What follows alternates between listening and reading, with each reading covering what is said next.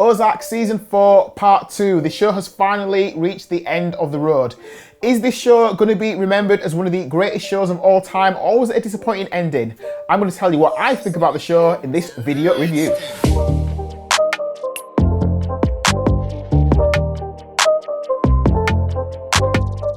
Hey guys, welcome to Marcus Loves Movies and welcome to my Ozark Season 4 Part 2 review. If you're a fan of the show like me, you're probably a little bit sad that it's coming to an end, but you're also excited to see how the show is gonna wrap itself up. Are the Byrde family gonna make it out alive from under the shadow of this Mexican drug cartel? Are they gonna live happily ever after? Are things gonna wrap themselves neatly in a bow? Is it all gonna end really nicely? Well, we had 7 more episodes to find out, and what a great set of episodes they were. I've got to say that episode 8, which is the first episode of part 2, is one of the best episodes of television that I've seen in a long time. I absolutely loved it. I thought it was fantastic.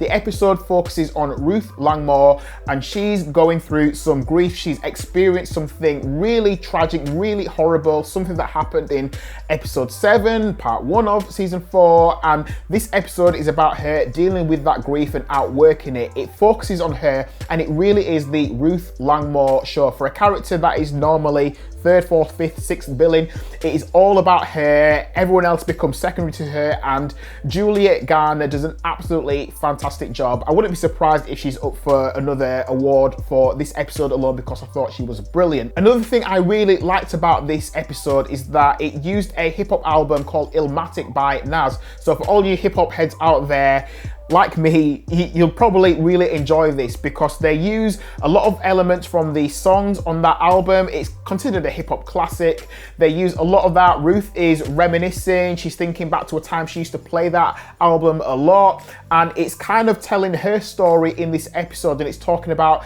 her life as well. I thought it was a really interesting, creative choice from the writers to try and marry up the themes of this album with Ruth's life. Obviously, you know, Ruth Langmore and Nas are worlds apart, but Ruth is thinking about what Nas was going through and what he was seeing. I just thought it was a really interesting, creative choice. The tension in this show is absolutely fantastic, which is a credit to really fantastic writing. You're always wondering, how are Marty and Wendy gonna make it out of the difficult situation they find themselves in? Whenever they overcome one hurdle, there's always another one to deal with. You wonder how these guys even sleep at night. It's like, oh gosh, I've got a challenging life, I think, but then I think about what they're going through and I think, no, I'm so grateful I don't have to deal with what they're dealing with.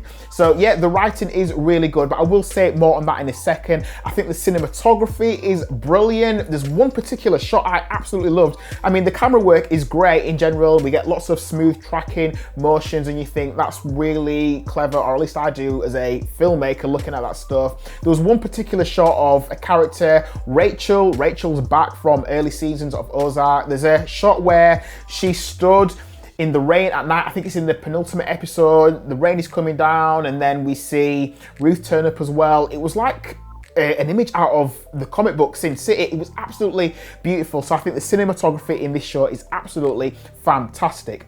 Whilst I think the writing is great, there are some bits which are a little bit confusing, and maybe that's because there are so many threads happening. You feel like Marty and Wendy and all these characters are essentially playing 4D chess. So there were a few moments that I thought were a little bit confusing. Everyone's double crossing each other. So maybe it's meant to be confusing, but there were some elements about the writing that I wasn't 100% on. I mean, for example, you've got the FBI who are doing a deal with the cartel so they can make stops and seizures. I'm not sure how realistic that is, but hey, maybe someone knows this world better than I do. Maybe that is something that could happen. Like I said, we've got this character, Rachel, who appeared in early seasons of Ozark. She comes back and she has an opportunity to work with Ruth. And then Rachel discovers that Ruth's world is very dodgy and dangerous. And Rachel doesn't want any of that danger in her life. But then her motivation for wanting to still work with Ruth it seems like a really small thing. It's a character interaction that she has, and you think, is that really going to make you want to go back into that world of danger? Watch it and you'll know what I mean. I want to talk about the ending of the show, but without spoiling anything. So don't worry about spoilers. There are no spoilers here. I just want to talk about the writing of the ending. The way that a show ends is often how people remember it. So you can have a fantastic ending, or you can have an ending that is a little bit disappointing. So, you know, you've got Breaking Bad, you've got Game of Thrones, you've got The Wire, you've got Sopranos, you've got Dexter. How a show ends is how people walk away from it and remember the show. How are we going to walk away from Ozark? I was a tiny bit disappointed with how the show ended. I think they could have written the ending better. I think there were many different ways it could have ended, and I was just a little bit disappointed. I didn't expect this show to wrap itself neatly in a bow, and I think if Ozark had tried to do that and have a Hollywood ending, I would have been disappointed in that. But the way that this show ended, I thought it could have been done a little bit better. It's like you had this great writing in Ozark, and then someone who was 22 came along and said, I'm gonna write the ending. And that's how it ended. So I was a little bit disappointed with the ending. We get absolutely fantastic performances in this season again. Laura Linney is scarily good. In fact, she's been brilliant throughout all 4 seasons. She does that thing when you like a character to begin with, even though in season 1 she did a few sketchy things, but she's likable to begin with, and then her character becomes darker and darker, and you're not sure if you should be on side with her, but you are. She's been absolutely fantastic. Props to Juliet Garner as well as Ruth Langmore. She's been absolutely brilliant throughout all 4 seasons. Props to Jason Bateman as well, who's also fantastic, playing that straight everyman role, who starts to lose it a little bit. We are completely with him. We put ourselves in his shoes, so we understand what he's going through when he starts to unravel and lose it a little bit. And props to his direction as well, because he's directed lots of episodes of Ozark, so great direction as well. And we also got to see John Boy from the Waltons, actor Richard Thomas.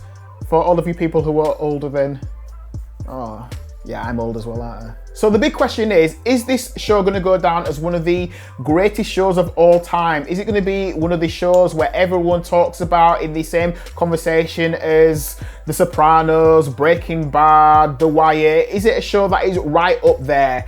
I gotta say, this is a fantastic show. I've really enjoyed watching it. I don't think it's quite up there though.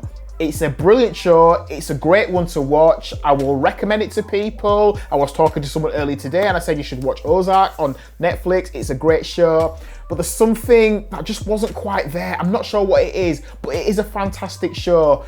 Great writing, but maybe there was just a few elements that didn't quite work as well as they could have done. But I think the show ended when it needed to end.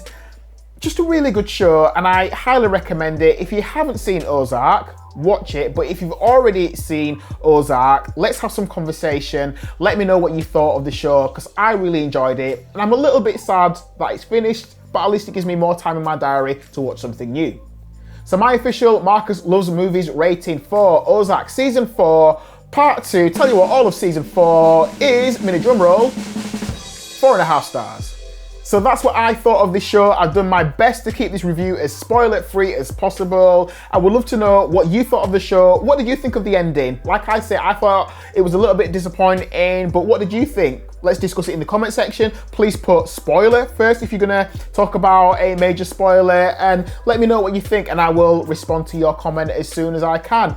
Listen, thank you for watching my review of Ozark Season 4, Part 2. Please stay tuned for the next review that I do. The best way to do that is to subscribe to this YouTube channel and to hit the notification bell as well so you're notified every time I release a brand new video. Please give this video a like as well. It's really easy to do.